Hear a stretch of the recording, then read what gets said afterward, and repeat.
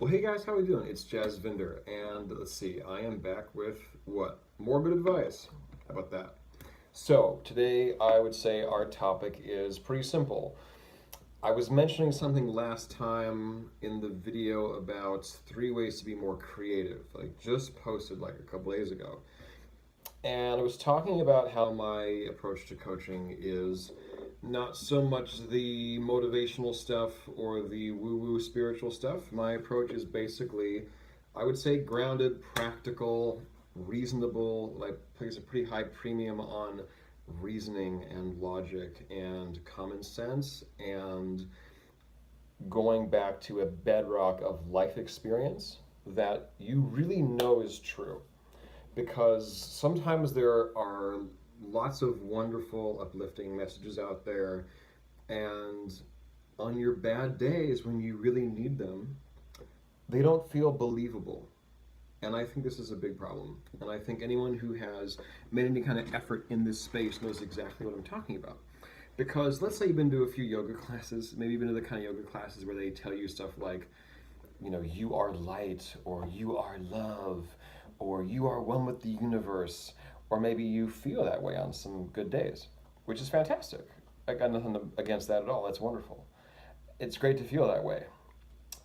But are those words believable when you're down in the dumps? Are those words believable when you really need that pick me up?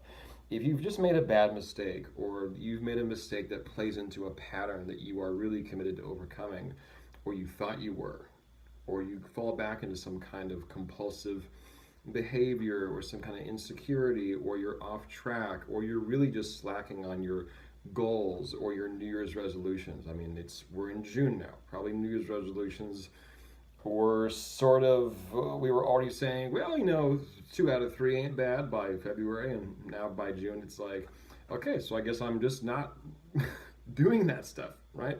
Some of you guys are just out there killing it, which is great, but you guys don't need coaching, right? You know what I'm saying, right? We're talking about what is necessary and for whom, and it's not about being embarrassed that you need extra help. It's about getting the extra help, right? What's important is just to do whatever it takes, no matter what it is, to be resourceful, to be open minded, to be creative, to be unembarrassed of the process of trying to refine and improve and master yourself, and to just totally ignore the fact that maybe what works for somebody else doesn't work for you. Maybe somebody else has a different temperament than you have. My temperament, I've sort of been born with a temperament that has made me more prone to things like worry and anxiety and restlessness, and I always had really really bad self-talk and stuff like that. And learning to meditate and learning how to take care of myself helped a lot, but it didn't get rid of it. It didn't get rid of it. What got rid of it was the method that I teach now. So without further ado, too much preamble. Without further ado, let's get into 5 things that you can do when you feel really crappy, off track, having lost momentum, whatever it is, bad days. What's going to work on the bad days? 5 things. Number 1 would be the Nickelback principle. Simply put, there are people who are much worse than you in every way who have the success that you're looking for. I'm a musician. Some of my coaching clients are musicians as well. And when they're just worried if they're not going to make it, I just go, look, dude, you're more talented than Nickelback, right? They go, yeah, for sure. I go, they go, you write better music than Nickelback, right? Yes, definitely. You're a better performer? Yes. Right? You're better looking? Yes. You came from like you have a better education, a better family, a better background. Like you're not just, Nickelback just sucks. Like everything about Nickelback sucks. Nickelback is financially independent from being Nickelback.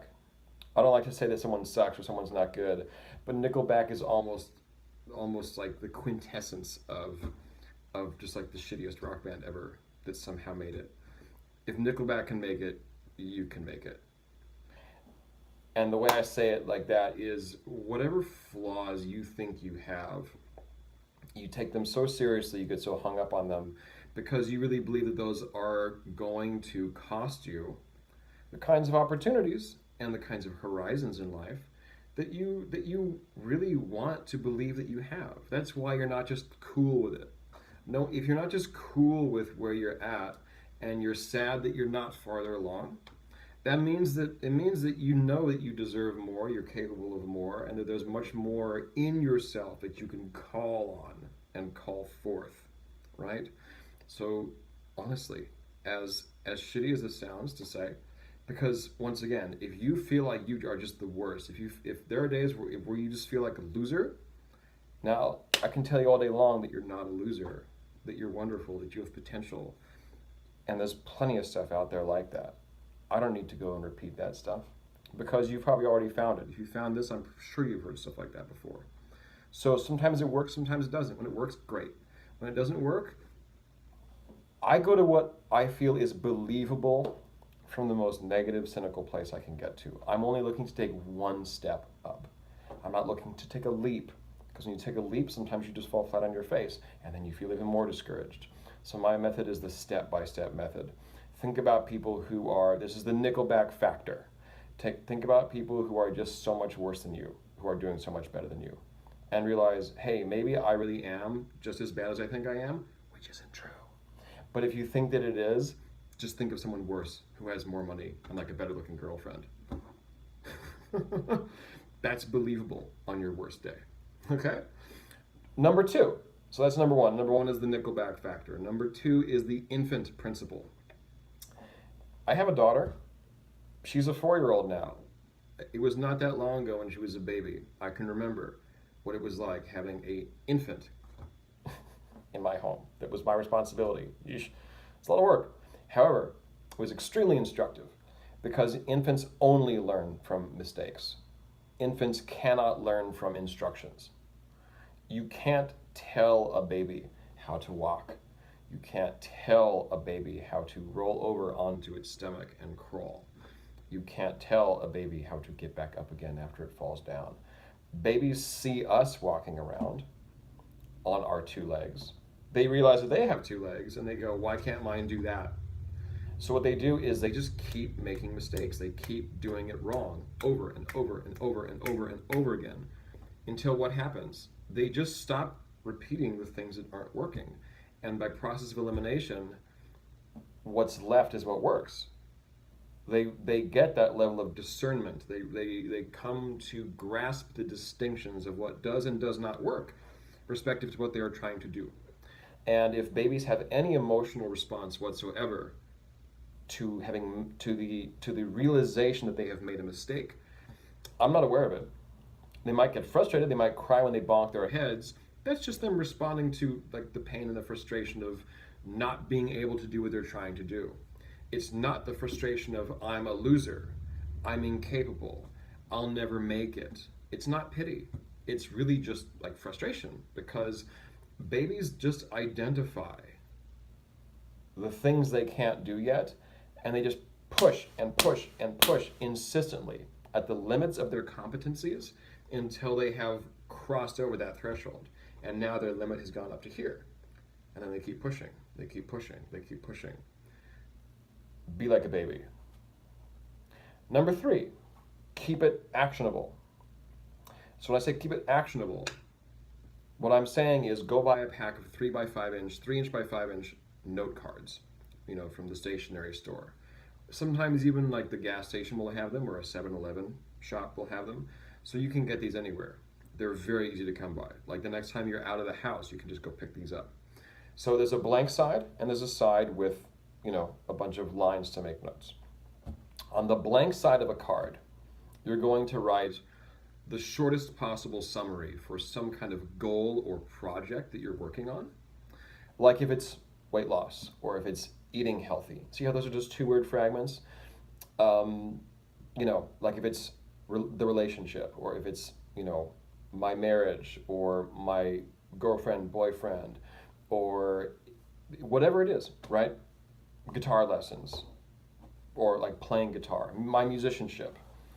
You know what it is. You know what you've got going on. Like for me, maybe it's like blogging or writing copy for people or doing these videos or marketing proposals or revising. Who knows? It's you know what you've got going on. I don't need to tell you.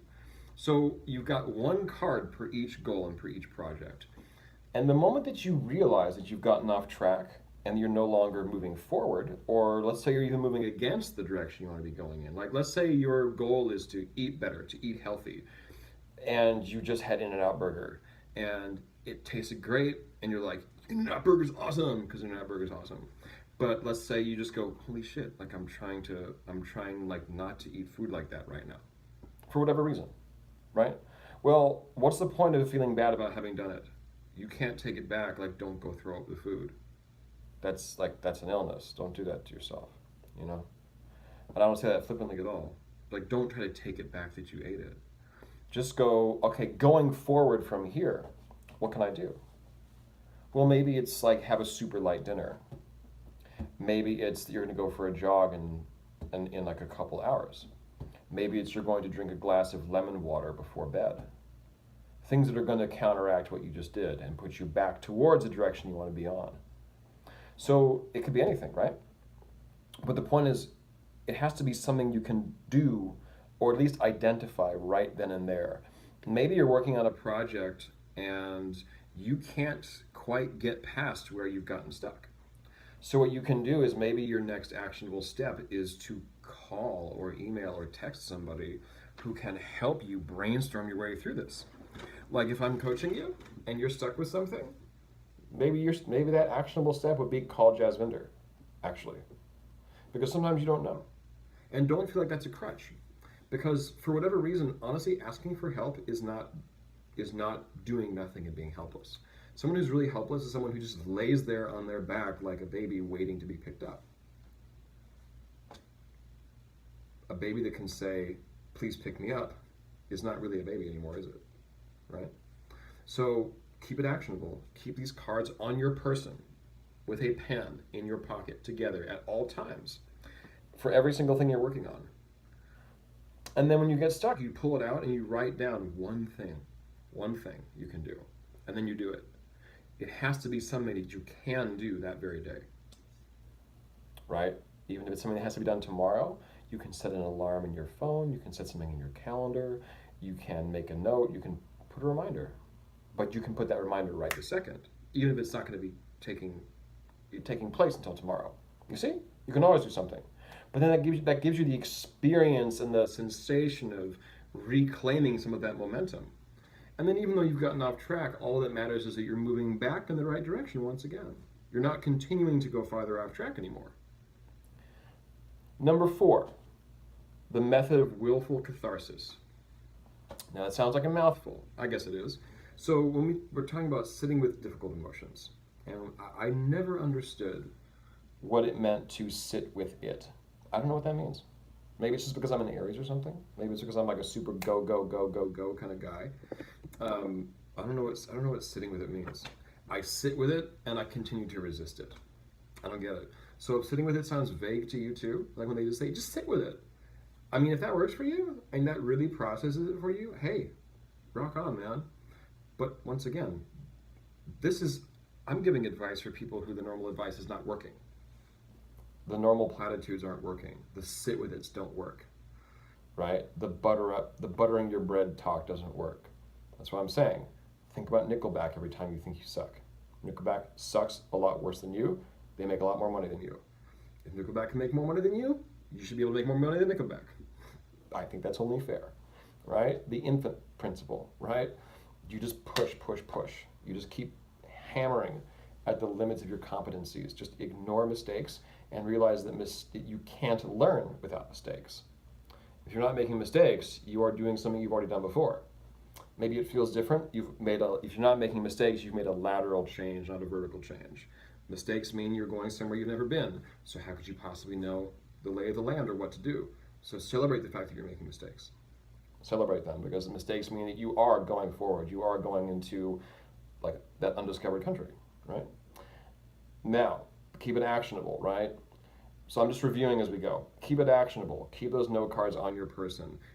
The blank side of the card, it's got the name of what you're working on. The other side of the card is blank. You will write a step you can take right then and there to get forward again. Willful catharsis. Don't sit with it. Dive in. Willful catharsis. Okay? So what I do is when I have a sadness or a disappointment or, you know, I'm just really not feeling good emotionally, the impulse is to run away or to try to shift your way out of it, to try to make yourself happy again. Well, what I do is I take the shame and the embarrassment and the resistance out of feeling a bad emotion. If I'm feeling sad, I will find the saddest song I can find, which for me would be, the chaconne of the Bach violin partita in D minor. How's that for nerding out on a Saturday afternoon? Or if I'm feeling a little bit aggro, a little bit like just intense and a little bit angsty, what am I gonna do? I'm gonna pull up like NWA, or I'm gonna pull up like old Ice Cube, or I'm gonna pull up, I don't know, man, Slayer. I'm gonna just go into it, is what I'm saying. I'm gonna go into it. I'm not gonna try to talk my way out of it, because there's a feeling in my body that's trying to be heard and recognized and registered. It's trying to get you to register that it's there. It just wants acknowledgement. Emotions are just like ringing phones. The happy emotions, you just pick that phone up on the first ring. It's like halfway through the first ring, and you're like, hello, what's going on? Well, the negative emotions, you're letting them go to voicemail, and you're wondering why they keep calling, and they keep calling, and they keep calling, and they keep calling. Just pick up the first time, and just run with it. Because what happens is when those feelings, when you've made your feelings feel heard and recognized and registered, then they're just like, okay, he got the message or she got the message, and I don't need to keep calling, right? Treat them like that. See what happens. Willful catharsis. Find things to exaggerate the emotion. That's not wallowing in them. It's cranking up that dial, because then the messenger knows that the message has been received, and they will leave you in peace. Watch how quickly you just kind of move on to a place of equanimity, and you're free to just pursue a different direction. Last one, see the continuum. See the continuum. What does that mean, Jazz Bender? To see the continuum is to see life as process. When you're in a tough place, when you feel bad, when things are not going well, it's the easiest thing in the world to believe that where you are is right now is some place you're going to be stuck forever, or that you're only going to keep coming back to. The problem about the bad days is this narrative that we fall into. It's an unexamined narrative. Once you see this belief in the sort of sober light of clarity, you can't continue to believe it, because it's sort of intellectually indefensible. It's just a bunch of bullshit. Pardon my French. It's just like intellectually indefensible is just like a very bougie way of saying it's bullshit. It's bullshit. What's bullshit is this belief that the bad days show the true face of life, and the good days are life with like makeup and Botox and airbrushing. That's fucked up, and that's stupid. It's stupid, but like we all do this. Don't do that. Don't do that. Like, see it for the fallacy that it is. See the fallacious phallus in your face of what I just said. How's that for gross? What was I talking about? Yeah. See the see the continuum. See the continuum. Think about where you are right now. Think about, this is basically, I'm trying to get past the "and this too shall pass," because nobody remembers that. You remember when it's too late, and you don't think about that because you're parent deaf to it. That's sound advice, but you've heard it so many times that it doesn't even really have impact anymore, does it? Maybe in a moment of like meditative stillness, you sort of go, "and this too shall pass." Good for you. If that works, hey, no mockery there. Good for you if that works. Seriously. I'm interested in people for whom that does not work. Fair? So think about where you are right now. Realize that you have been here before. Realize that every time you were here before, you thought you'd be here forever. Realize that each time you thought, I'll be here forever, you thought, well, but this has happened before, and I've gotten out of it before, but this time is worse. Haven't you always told yourself that this time is worse? This time is unique. This time is uniquely bad. This time I am really at the end of the road. Every single bad day you've ever had is now behind you. Every single bad day you've ever had is in the past. You have survived every bad day you've ever had. Haven't you? Isn't that true? So there's a beginning, middle, and end to these processes, and they go in cycles. Now think about the fact that you've probably had a bad day in the past worse than the bad day you're having now, and you got through that too. Or let's suppose your situation is actually worse than anything you've ever been in. Let's suppose that's actually true. Because if that is true, because that's possible, I mean, that is possible, right? You have more resources, more intelligence, more life experience, more mistakes that you've been able to learn from up till now, that you are more capable of dealing with this now than you would have been if it ever happened before. So be grateful that it's happening now, as opposed to if this really bad thing happened earlier in your life when you were even less equipped to deal with it. How about that? See the continuum, see the before, middle, after. See the fact that mistakes are just a process of acquiring tools with which to deal with similar mistakes in the past.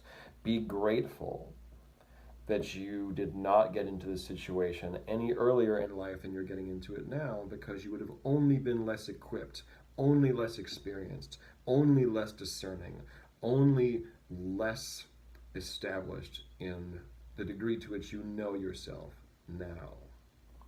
You are only better off dealing with this now. And if it's something easier than what you've gone through in the past, that is the fruit of the knowledge that you have learned from the mistakes you have made. Knowledge, experience, discernment, those are the fruits of the seed from which every mistake sprouts. Right? So, the Nickelback factor, the infant principle, keep it actionable, the method of willful catharsis, and see the continuum. Somebody is worse than you, and they're doing better. You can do better than them. Keep pushing. Don't emotionalize mistakes. Analyze mistakes while emotionally ignoring them. Write down one thing you can do as of right now to start moving in the right direction again with respect to whatever you've got going on. There's always one thing you can do. And take your emotions and crank up the dial. Take an emotion you want to avoid and turn that shit up, man. Watch what happens. And life is a process. Guys, thank you for your time. My name is Jaz Vinder. It's been a pleasure. And I hope we talk again soon. Thank you. If this has served you, share the video. You can't be the only one who can benefit from this. So if you were like right there with me the whole way, share it around. Why not? And what else? That's really about it, guys. I got other stuff on here, as you can see. Go ahead and check it out if you're into this kind of thing. And we'll be back again soon, guys. Have a beautiful day. All right. Thank you.